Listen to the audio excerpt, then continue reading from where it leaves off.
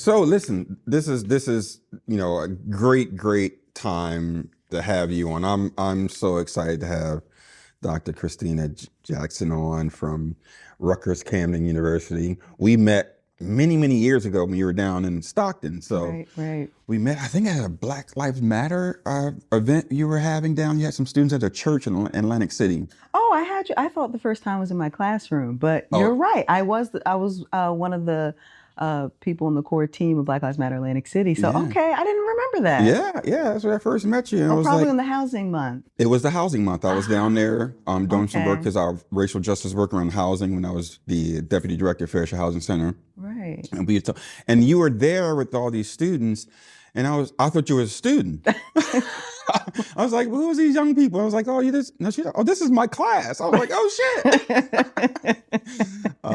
But that was and we've known each other for ever since for quite a while. We were running Right. into each other at different shows. Yep.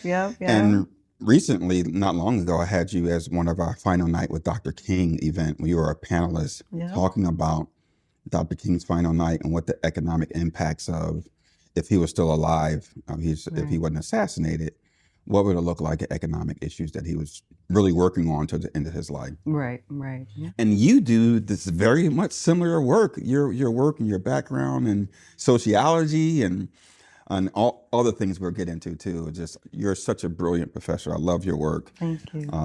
So tell us about like your upbringing. Where you're from, where you grew up. What was your home like? Do you have siblings? Yeah. So I'm from Mount Airy, Northwest Philly, and but actually I was born in Compton. So when people have the straight out of Compton shirt, I'm like, you aren't really, but I am.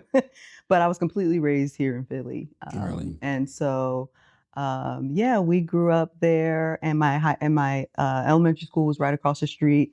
And I lived with my mom and dad and my two brothers. I'm in the middle. Oh, I have an you're the older middle brother and a child. younger brother. And I'm kind of the radical of the family, which I'm sure we'll talk about later.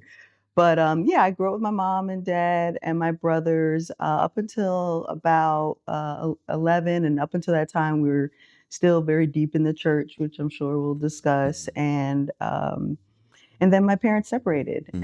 and things got a little rough after that. And it was my brothers mostly, and my mom and my dad sometimes helping out, but Mhm. he was struggling with some mental health issues. And he eventually passed away when I was Mhm. in high school. And yeah, so family life was definitely hanging with our extended family, going to church quite a bit, and just in kind of community life in Mount Airy. So you grew up in Mount Airy. Was race talked about in your home? Because I specifically, so if you're from the Philly area, you got to know. Back in the day, if you had a girlfriend who lived in Mount Airy Oh and she yeah. was light skinned, too, I, like shit, you was the shit, like light skinned living in Mount Airy, I like just heard about this. They were like, "Oh, yes, you're uptown." I was like, "What? yes. Uptown?" So the dynamics around color and did that play a role in your home or growing up? Did you talk about race and? Right. Well, later I realized that who I represented when I started living in other parts of the city.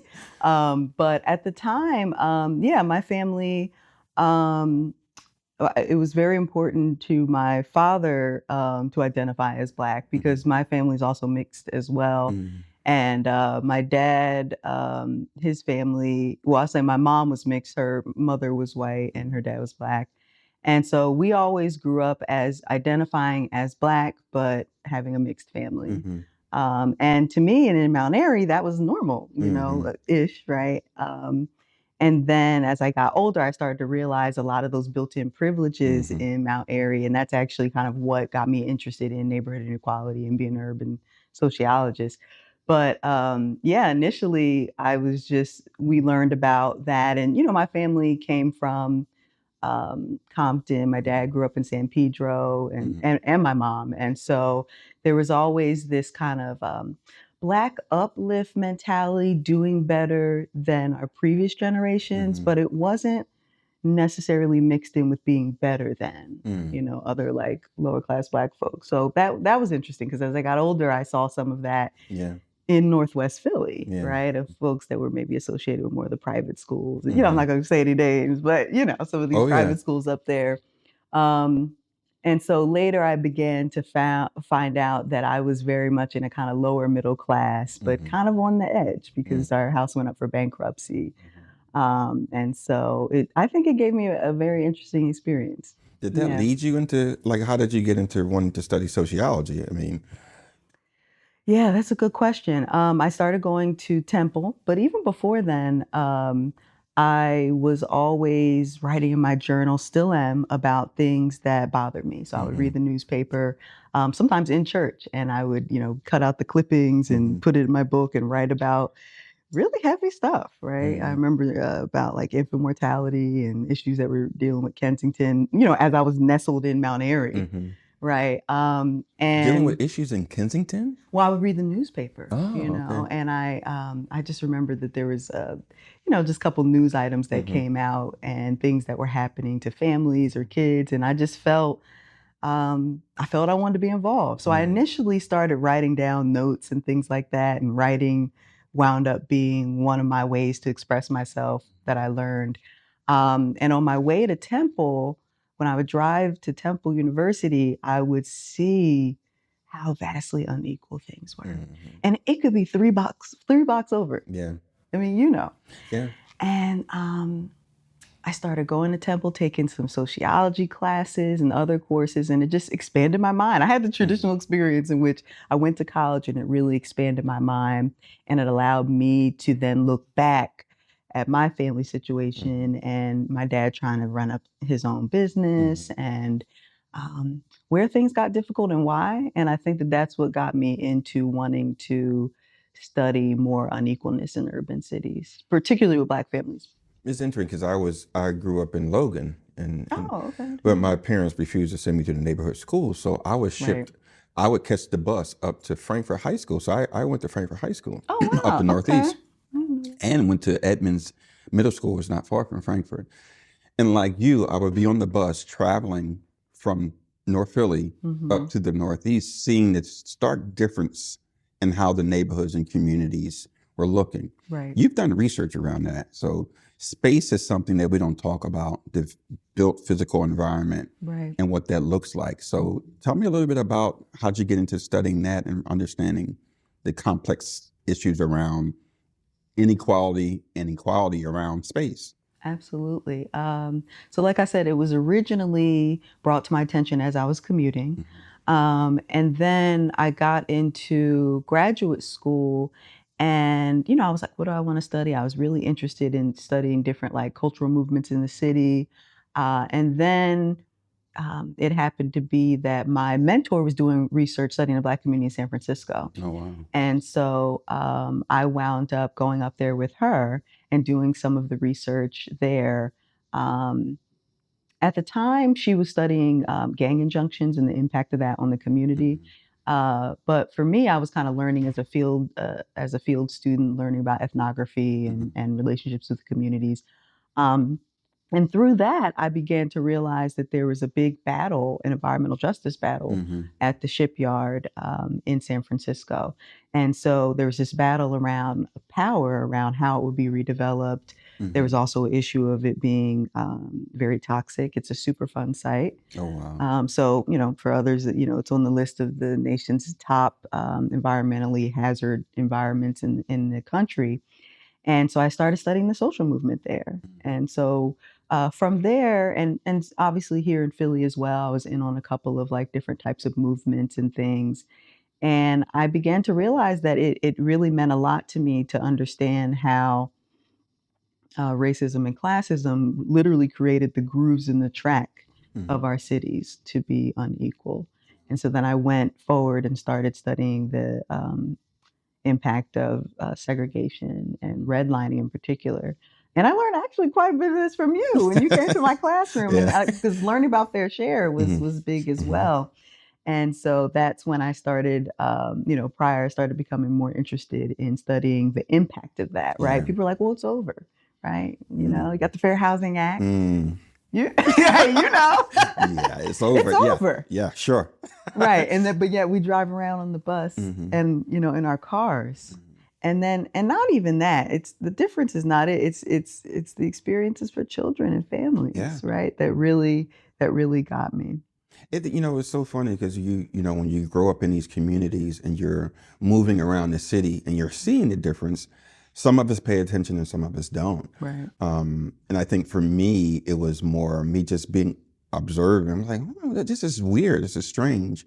And then, really growing up in a very conservative home. I grew up in a very religious, conservative home. Okay. So religion played a role in my shaping my understanding about conservatism because I knew it. And you said you went to church. So what type of church was it? Was it Baptist, Pentecostal? What type of church did you grow up in? Right. So I went to a non-denominational church, actually, a really big church in Northwest Philly that was like African American and Guyanese Oh, American, wow. actually. And interestingly, my family itself was very democratic, but my church was kind of, I wouldn't say conservative, right? Like, there were a lot of liberals that went there, but it definitely had Rick Santorum come, and I didn't realize that till later. I was writing Yeah. my notes in my journal, like, "Oh, Rick Santorum's here. He's saying some things. Some things I agree, some things I don't." Yeah. Right? Yeah. And so that let me know that I don't know how they would identify as a church, but definitely having some conservative aspects to it. But it generally had a very liberal population. Yeah. Wow. And what was your home like? The politics of your home? What was it like? Was it? Very democratic. Yeah, we grew up, but Mount Airy was, I mean, Northwest Philly is very democratic in general, very liberal, very, excited about Obama and, all the type of associated politics with that.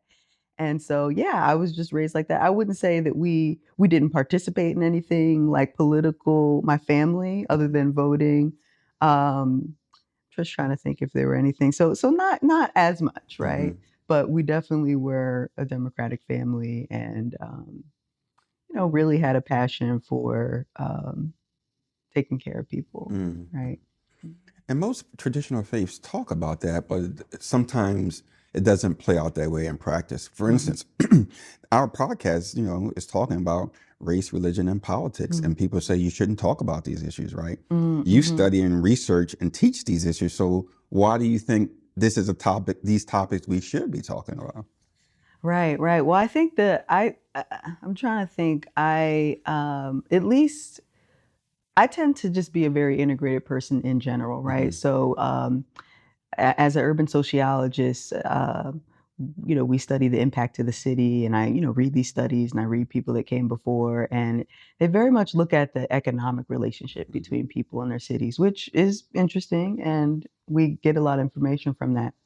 But as I was spending time in communities growing up and doing my research, I realized that there's another component. There's more of a subjective experience with these institutions, with the welfare system, with our cities, with our parks, with our schools, which is a whole nother topic, that was different than what I was reading.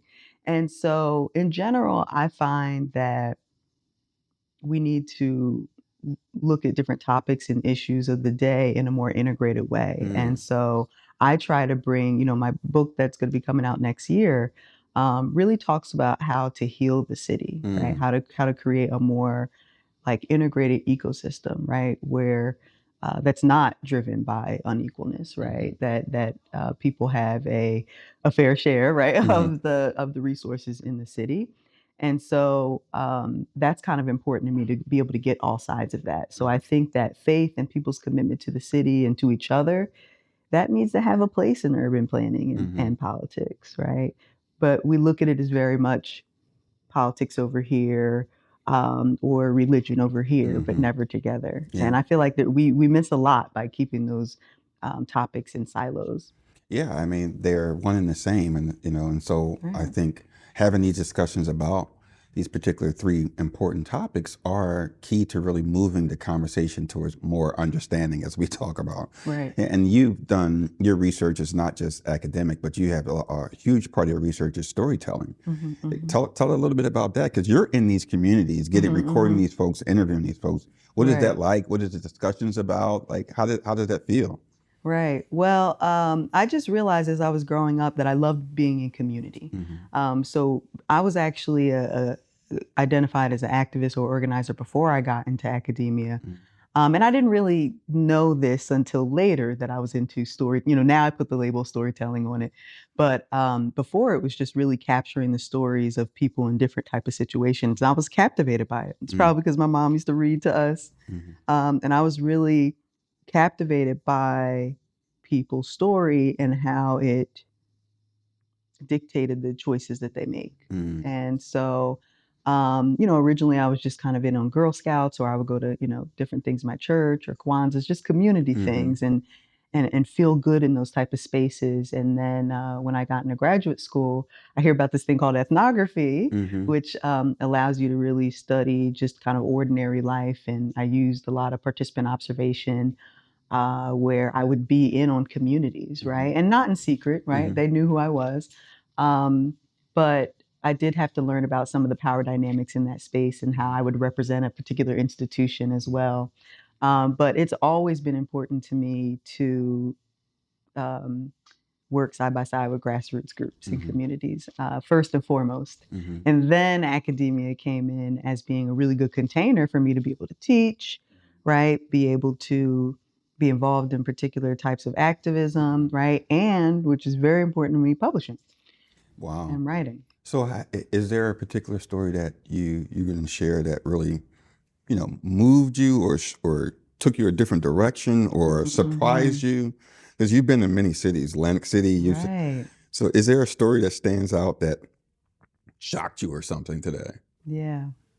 It's a random one. The one that comes to mind right now in this moment is a random one. It's actually a story that I heard about. Well, two. Can I say Hmm. two? Hmm. Absolutely. The first one was from a Black man that was living in San Francisco, Hmm. in a neighborhood that was going through various stages of gentrification and urban renewal, Hmm.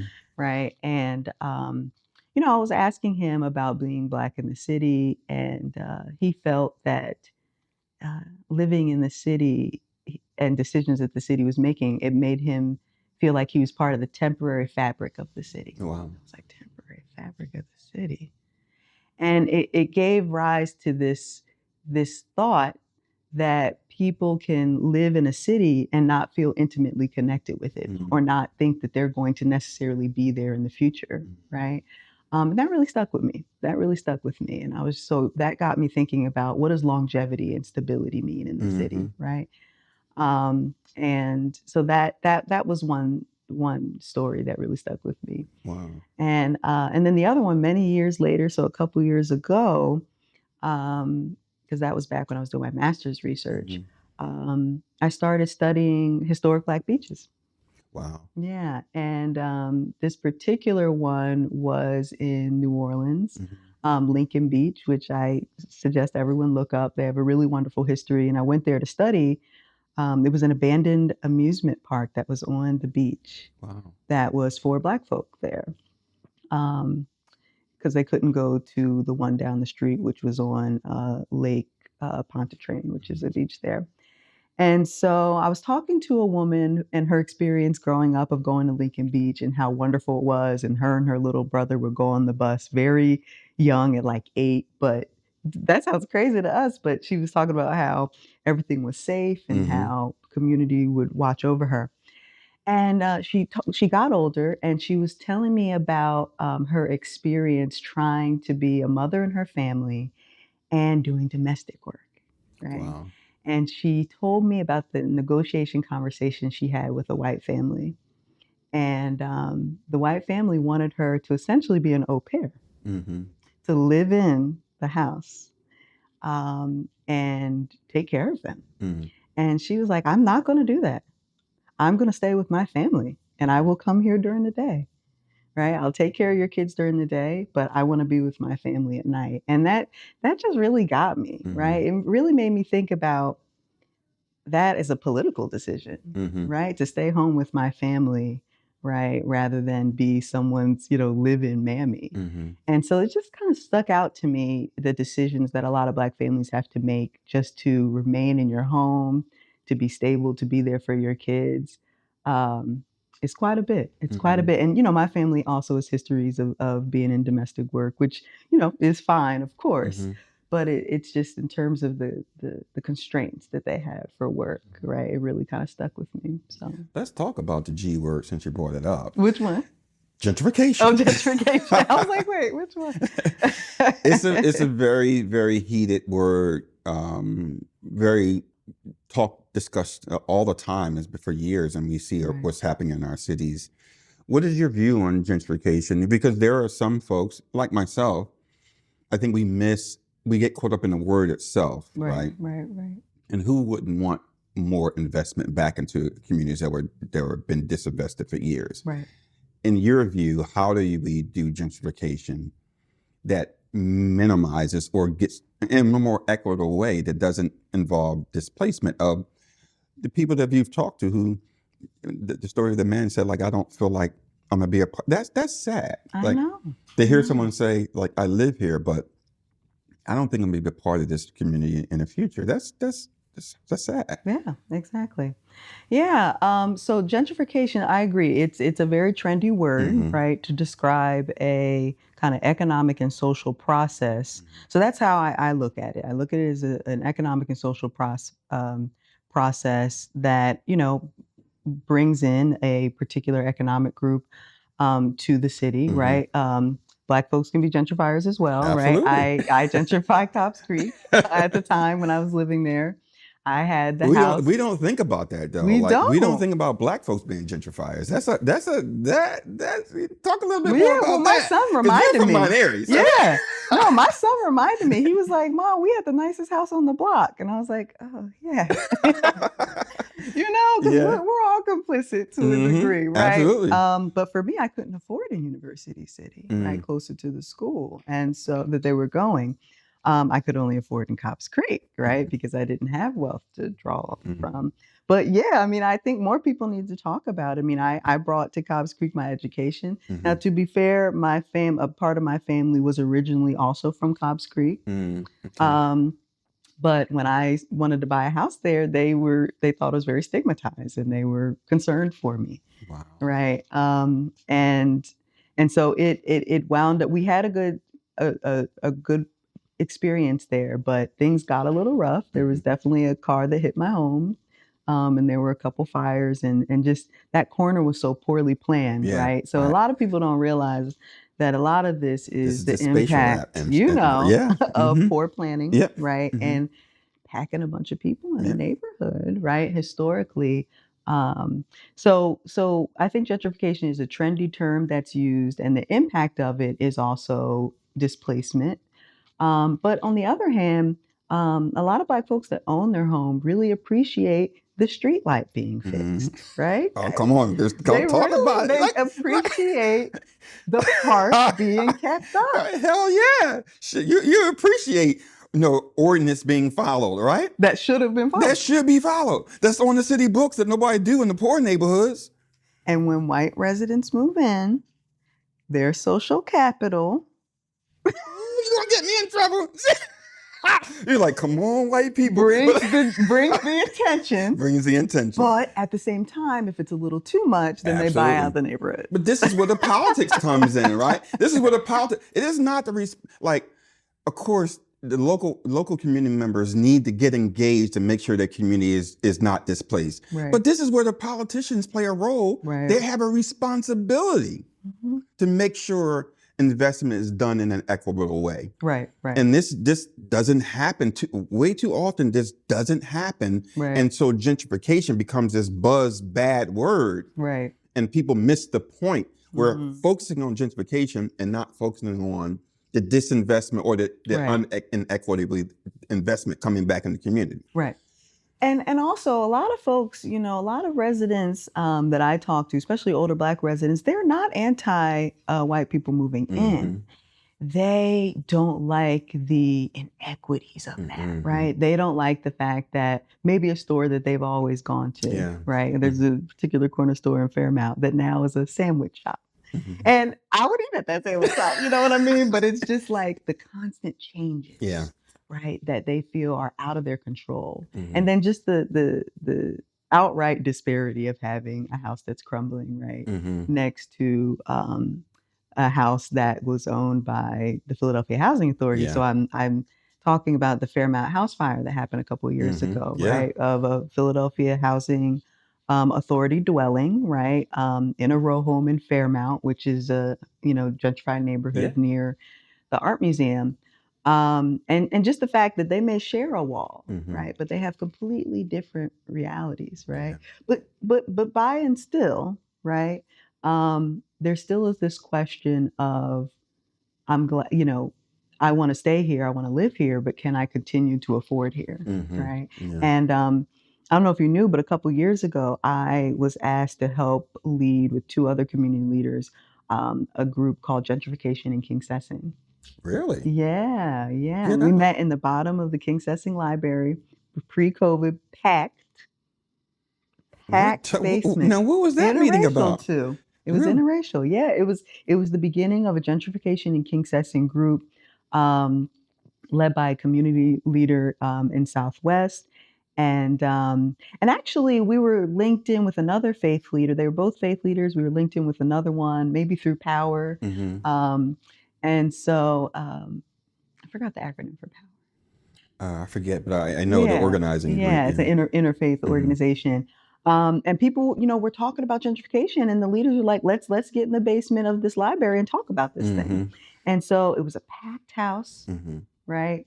Um, New residents, older residents, and a couple other elected community officials. Yeah, and we Wow. had kind of a town hall group discussion about some of the concerns and issues that came up. Mm-hmm. Yeah. That's how these discussions are supposed to happen. I believe it's not so much the gentrification word, it's about bringing people together. Hmm. And I say, come on, white people. There's not white people that brings, value. It's just what happens is they tend to, our city officials tend to pay more attention to code enforcement now. Hmm. They pay attention to, the signs that say do not park here. And before they got there, everybody parks there, but all of a sudden people are getting Right. ticketed and towed. Right. So community life is different Right. when these particular folks come, or higher income, because Black folks too are gentrifiers, right? Yeah, yeah. So I think it's a healthy conversation to talk about. And you wrote about this. I think one of the stories you wrote about, articles you wrote about, why can't gentrification fix what's here now, or something like. You remember that? Right, in Talk a little Atlantic about. City. Yes, tell me about Yeah, that. so that was a piece that I did with my student, and that was based on the research that I've been doing in the North Side. And I got to put a plug in for my book by Absolutely. Rutgers University Press. It's going to be called No More Dual City, The Fate of Atlantic City. Wow. No More Dual City, The Fate of Atlantic City. And really, it's a story of the North Side, which is it was the segregated Black neighborhood that has gone through so many different waves, right? Through segregation, urban renewal, Hurricane Sandy, and then a municipal takeover. Yeah. Right. And then I kind of come in and join in with other movements that were going on in Black Lives Matter. And then we brought you in. Yeah. so that story. But one of, I was doing interviews with my students, and there was one person that said, why can't gentrification fix what's already here? Yeah. So to this point of, now you want to enforce the codes, right? Now you want Street to lights pay are working. attention, right? Or parks, really the parks, right? And so they appreciated that, but they also feel like it, brought in this kind of Christopher Columbus mentality, right? And it's done differently in other places. Like, I think we need to be careful not to assume that gentrification or different types of urban development happens in the same way, right? Everywhere. But I really think it's important to get those specific histories, right? So I've been doing that work on the North Side.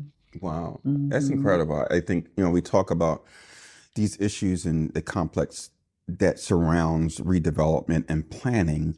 And I know I'm gonna get in trouble for this. I think part of Philadelphia's issues is the councilmatic prerogative, where you have council members who control zoning in their particular district. There's no unified zoning in Philadelphia where you can do some more regional planning that's more, I think the city needs to look at from a regional perspective and plan accordingly.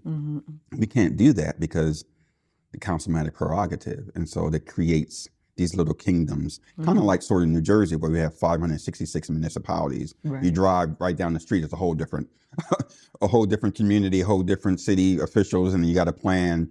So that creates, chaos in many ways. And the people who are mostly impacted by that are people of color and poor people. And, I think if we can get to this place where we can have a real conversation about race, politics, and religion, I think we'll be in a more healthier place.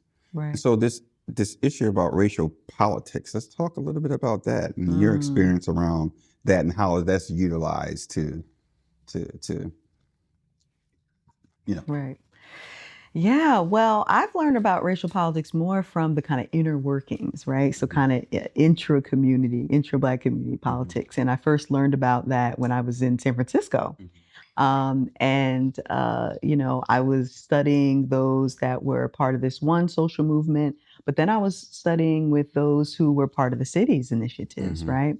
And then, I started hearing the plantation, imagery, right? Right. That's the house Negro working for the city, right? And then I was like, because I came from Philly and we have a strong middle class. In San Francisco, no. Really? Yeah. They live in Oakland, right? They'll come over from Oakland, but in terms of living in San Francisco, no. Wow. In terms of a large number. And so there I was like, interesting, because we come from a more middle of the road over here, and so I was like, okay, and I think they were about, at the time, 12 to 13% of the population of San Francisco, and many of them were in the Fillmore, which is where I studied, and so that's when I first began to kind of hear about this in another setting outside of this region.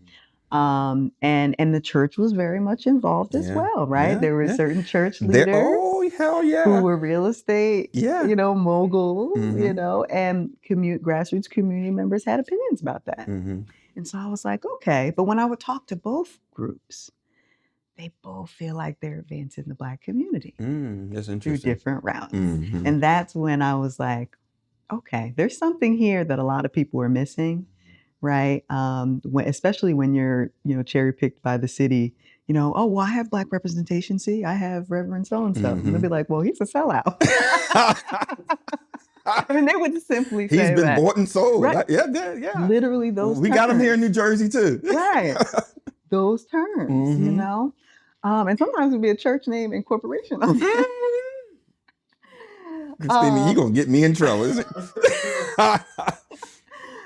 Some of these house Negroes that have a reverend at the end of their name, the Dr. King, I love what Dr. King said. There are people who were with me because they were against something, not necessarily they wanted genuine equality. And that's a difference. That's a big difference when folks are looking out for themselves and their own individual organizations and communities. Right. But, well, and the irony of, a lot of these, and again, they were good-natured people that really wanted the best. It's just that they wanted to go through these very capitalist means to do so. And they were very much okay with just throwing Black on the front of something, right? So if it was long as the Black development, it was okay, right?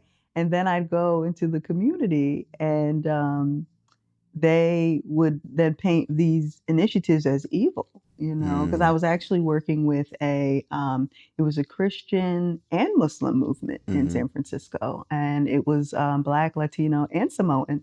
Wow. Yeah, I know. I was just like, I was in these very interesting situations. And so the way that they were kind of painting this other team, and I understood, I got where, but I learned that capital and finances played a lot into that, and who was asked to the table. Yeah. The decision-making table really made a difference. Yeah. I think we do a disservice when we think about things like good people versus bad people, because it's not necessarily the case. But, we live in a capitalistic country. And so, cash moves everything around me. Dollar bill. Right. Like, that's that's how we move. Right. And it's interesting that, because of that situation, right? And we do have this classism that exists within the African American community, right? Right. That's real. And we do have to figure out how do we navigate that. And from your perspective, had that always been a part? Like, so, you know, we act like it's new. Is it really new, Professor? I don't think so. Mm. And I very much identify as a Boisean. I'll say this at first, and you know where I'm going. Oh, yeah. Yeah. We had the talented 10. Yes. Okay. And, again, I'm a Du Boisian, but I had some things that me and Du Bois maybe didn't agree with, Mhm. right? But what I try to do, so first read of that, well, Du Bois is elitist, right? But when you think about and do another read, you're realizing you have to think about the climate of that time, Yeah. right? They were only willing to accept a tenth of us, Yeah. right? And you had to be the cream of the crop, Yeah. right? To be respected, if that was really true.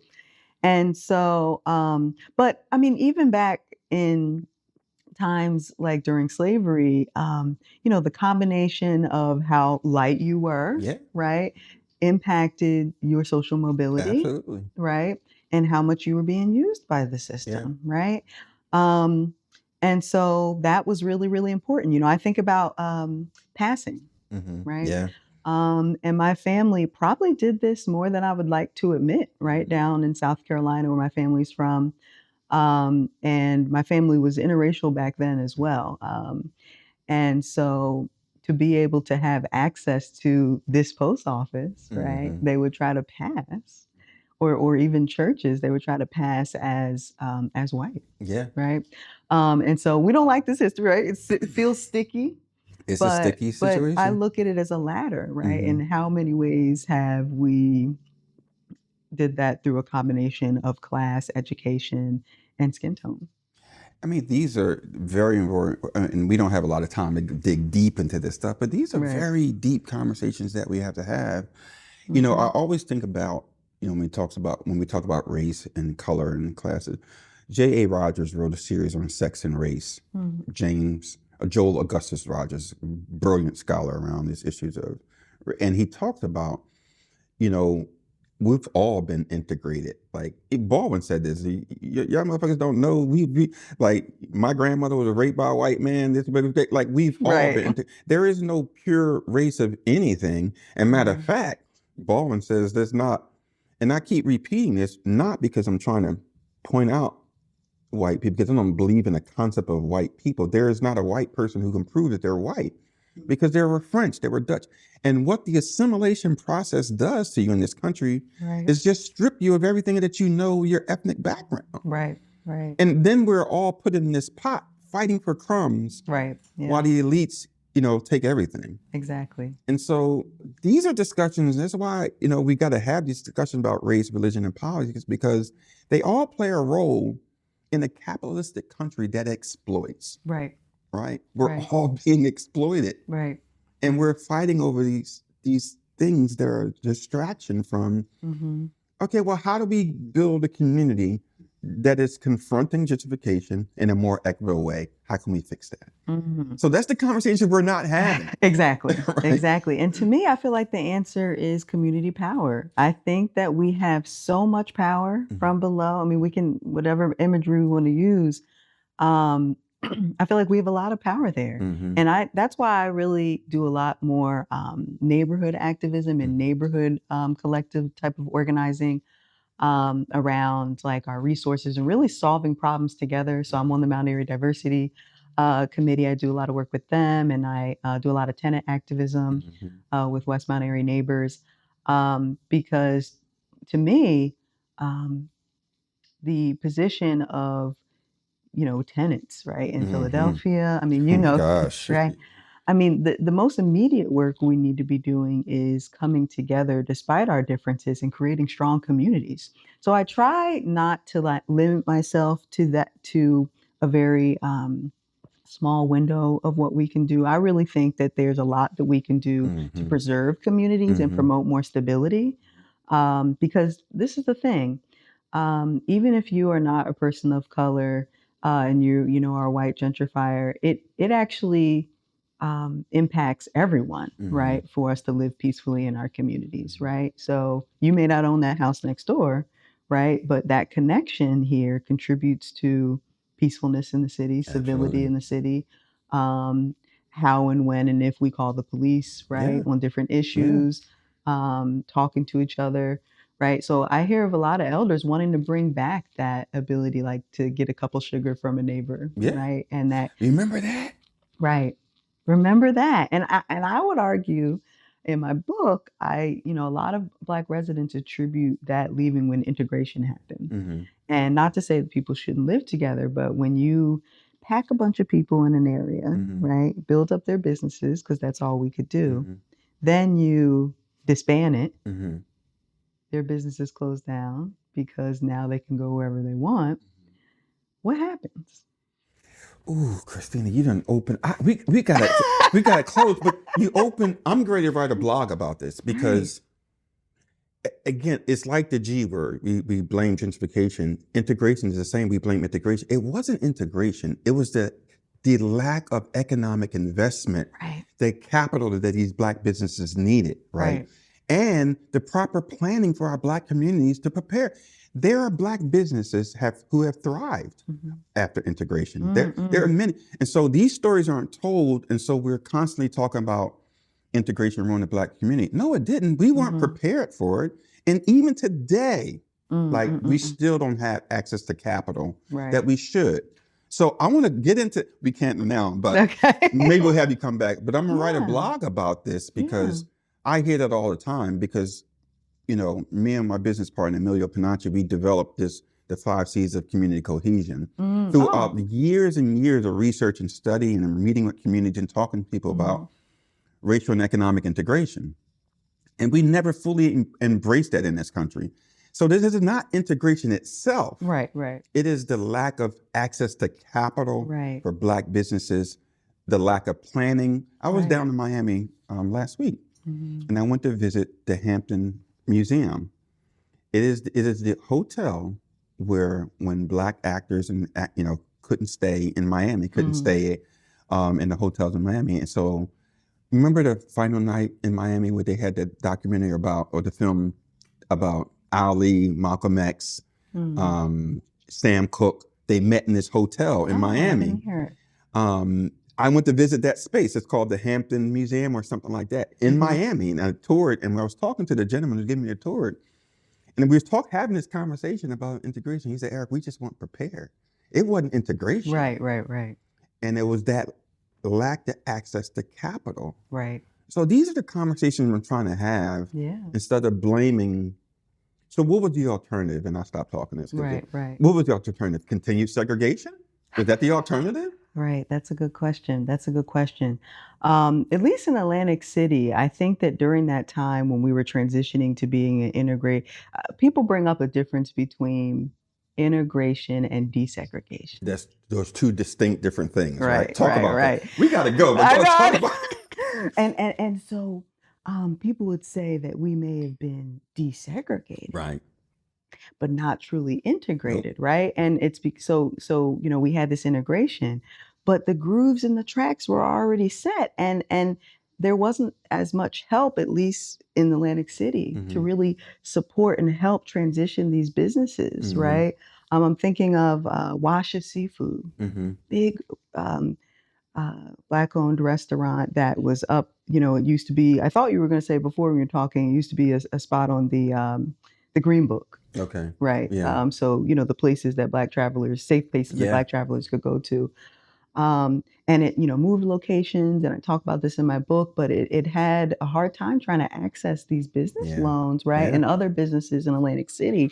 So I'm wishing, so my answer has been that I think that as things are transitioning, things are getting more expensive. I really think we need to protect community pillars. Yeah, absolutely. I think that we need to protect Black community anchors, right, in the city. And that could be restaurants, that could be churches, right? Because I feel like if those things were mosques, right? I feel like if those things were protected and still there and able to promote more longevity, I feel that people would be more rooted to their places, right? That is so powerful. But much more to talk about. Yeah, and that is so powerful. And I think, and I'm gonna write about this in my upcoming blog, because I think, this is where I admired Reverend Leon Sullivan and grew up in the city and what he did with Hope Plaza. The first Black-owned open mall. Progress Plaza. I'm sorry, Progress Plaza, right on Temple's Temple. campus. Okay. That's Yeah. Black owned. Where the Fresh That was Grocer the is? first. Yes, that was the first didn't know Black that. owned open air mall in the country. I did not know that. That's Black owned. Wow. Yes, and so that's an example of coming out of. Reverend Sullivan was prepared. You know, he talked about. He actually helped King build the economic situation about the bus boycotts. You got to hit him in the pocket, bro. You got to. Right. So these are stories again that we don't know, that we got to share, that we got to pass down, that how our ancestors were able to survive, and now our community is trying to get to the place where we want to thrive. And having these conversations are important. These stories are important. Exactly. And we got to wrap up, but I want to just for a moment, like, if a young person was starting out, what would you give a young Christina? What advice would you give to want to get involved in really building community? Well, like I said, I'm a big fan of neighborhood activism, and I think people should be involved. I think people should be involved in the issues of our day, right? Du Bois also said that as well. I think if we live in our neighborhoods and we have our silos up and we go into our car and we come back in, we don't realize the development down the street, right, that has 51 L&I violations, right? Those are our neighbors, right? And so I think that we should be aware, we should be open of the issues of our day that are in our community. And I would caution against being very, I'm blanking on a word, of course, right now, but to really look at a variety of different groups, right? Because I think sometimes we get with certain groups and we get very tunnel vision, right? And so I would say to sit back and listen, first of all, right? Instead of coming in and trying to change things, really listen to find out what people need, right? Wow, it's powerful. And I'm all about social determinants of health, and what are the ways that our community and everyone who lives in it at the time, right? What do we need to live full lives, right? To work, to play, to just really live full. And that's where I think we should start from, right? Wow. And that might be, bipartisan. That might be bipartisan. That might be interracial. But I definitely want my work to support the working class of cities so that they can actually stay. Right. That's powerful. And unfortunately, we didn't get into your background and documenting the jazz history for the Clef Club. You got to look up Professor Jackson's, bio, go on her website, because she's done tremendous work around jazz and everything you're doing. I mean, I just adore you every time I see you. It's just like this energy around how creative you are. And we had Don E. Camp on, and then he reminds me that we all love creative artists. He's a brilliant artist. Senator Singleton mentioned about listening. That's another thing that he said. We have to listen more. We do. And that's so powerful. So the last thing I'm going to ask is, we always end our podcast with our guests. What is one of the most popular or famous quotes that you like, and why? Yes. You want to quote? Give us I have quote? one. Okay. Right. I wrote it down because I Okay. didn't want to forget it. And this quote is upon first read, it may not feel like it has anything to do with what we talked about, but I argue It's that your it quote, does. so, Okay. I mean, whatever you. And this is the quote. It says, "And the day came when the risk to remain tight in a bud was more painful than the risk it took to blossom." Wow. And that was by Anais Nin. And for me, I took that to read that it could be somewhat scary, right? To kind of have these open discussions, right? Of race and politics and religion. But to me, I would rather be in the struggle with folks, right? And be in the conversation with folks. Then I think it's more painful, right, to stay in our own silos, right? And so, I feel like the answer is community, and we shouldn't be afraid to be able to cross those bridges. So, thank you so much, Professor Jackson. It's always a pleasure to see you. Thank you so much. You're so inspiring, and navigating realities where dialogue meets understanding is really about to have these type of conversations where people don't want to have, or not having the space to have them, right, in a safe space to have them. So, I'm always appreciative of folks like yourself coming on, having these deep discussions, and we're going to end with that. And I'll just say, as Usher Raymond says, let's go deeper than the surface, Right. and farther than the end. That's one of the songs that he closes with. So I love that. Thank you. Thank you for coming. Thank you. That's a wrap. All right. Thank you for listening. I'm Reverend Eric Dobson, and this was Navigating Realities, where dialogue meets understanding. Follow and subscribe to us on our YouTube channel, and tune in on all streaming platforms. See you next time.